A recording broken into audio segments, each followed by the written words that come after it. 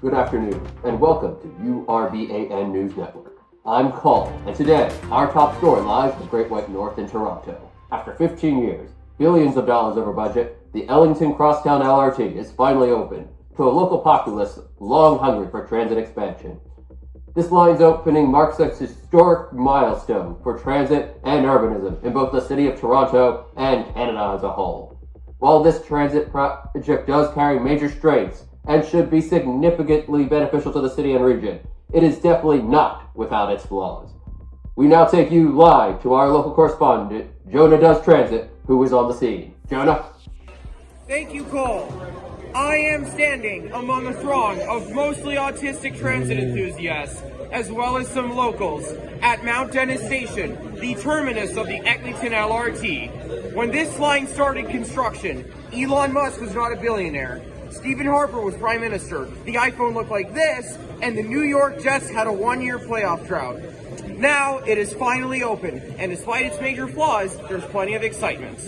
Jonah, can you give us a brief explainer on the line? Midtown Crosstown LRT, or Line 5, is a 19-kilometer, 25-station, low-floor light rail line. It runs across Midtown Toronto and Scarborough along Eglinton Avenue, from the aforementioned Mount Dennis Station in the west to Kennedy in the east. It will have 3 connections with the TTC subway, as well as another 3 with GO Regional Rail. The line will transform Midtown Toronto, being the new primary transit service at that part of our city, providing significant relief to hundreds of thousands of commuters that rely on overcrowded buses, as well as lines 1 and 2. However, the line does not come without its significant flaws, mainly the lack of signal priority on its surface sections, as well as its mode choice being rather under-equipped to handle major subway-level crowds. So, I am on the first train about to leave Mount Dennis Station. Okay, so we didn't stop at our first traffic lights. Thank the Lord. Look, even if the signal priority right now is dog, at least until May, hopefully, the saving grace of this line surface section is that unlike line 6, when it's not stuck at red lights, it runs pretty fast. Train took about an hour to get from end to end, which is around what I expected. So, you know, signal priority, dog torpedoes the quality of the line. But, you know, I had a much better experience taking this line than I did with Finch West.